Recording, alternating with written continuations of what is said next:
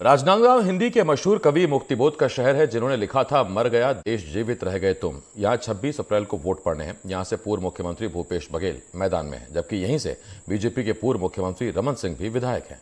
BJP ने मौजूदा सांसद संतोष पांडे को फिर टिकट दिया है, लेकिन असल लड़ाई तो मानी जा रही है इन्हीं दो पूर्व मुख्यमंत्रियों के बीच।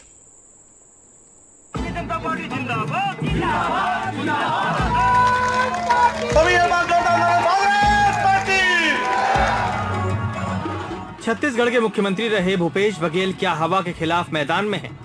राजनांदगांव का चुनावी अतीत इस ओर इशारा करता है। यहां हुए 5 चुनावों में 4 बार बीजेपी ने जीत दर्ज की है। 2009 से लगातार 3 बार बीजेपी को जीत मिली है। पूर्व मुख्यमंत्री रमन सिंह यहां से विधायक हैं। 2014 में रमन सिंह के बेटे अभिषेक सिंह यहां से जीते थे। मौजूदा बीजेपी उम्मीदवार संतोष पांडे फिलहाल सांसद हैं।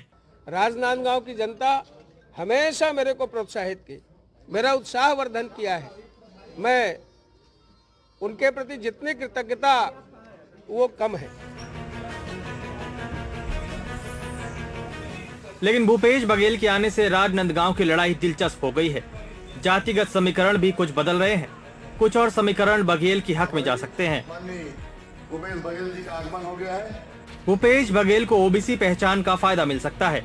राजनांदगांव में जो 8 विधानसभा सीटें हैं, उनमें कांग्रेस के पास 5 सीटें हैं, जबकि बीजेपी के पास 3 सीटें हैं। भूपेश बघेल का दावा है कि उन्होंने छत्तीसगढ़ की संस्कृति को राष्ट्रीय पहचान दिलाई है।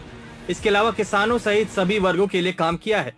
जैसे जैसे दिन बीतते जा रहा है, लोग और निराशा से भरते जा रहे हैं, क्योंकि हमारी सरकार ने जिस प्रकार से ये योजनाएं बनाई, हर वर्ग के लिए योजना हमने बनाई थी और उसका लाभ ले रहे थे। केवल योजना भर नहीं बनाई, बल्कि उन्हें लाभान्वित करने का काम किया, उस योजना को क्रियान्वित करने का काम किया। लेकिन भूपेश बघेल के सामने संकट और भी हैं।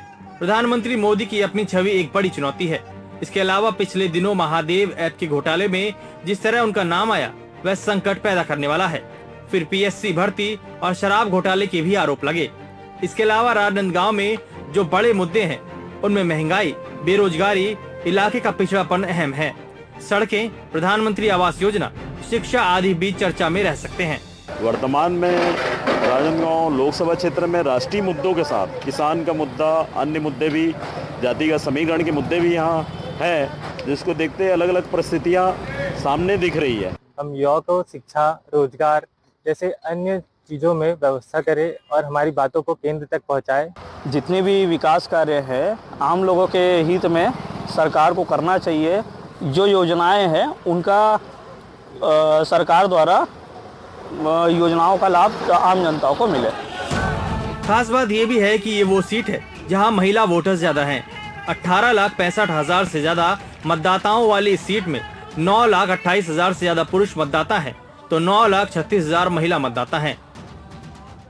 राजनांदगांव लोकसभा सीट से पूर्व मुख्यमंत्री भूपेश बघेल मैदान में है, इसलिए ये सीट बेहद हाई प्रोफाइल सीट है और भूपेश बघेल अपनी सरकार के कामों को लेकर जनता के बीच में पहुंचे हैं। तो वहीं भारतीय जनता पार्टी के प्रत्याशी मोदी गारंटी के भरोसे हैं और भाजपा भूपेश सरकार में हुए घोटालों को मुद्दा बना रही है। अब देखना ये होगा कि वहां की जनता किसके वादों पर विश्वास करती है। इसके लिए 4 जून तक का इंतजार करना पड़ेगा। कैमरा पर्सन प्रवीण साहू के साथ जुल्फिकार अली, एनडीटीवी के लिए।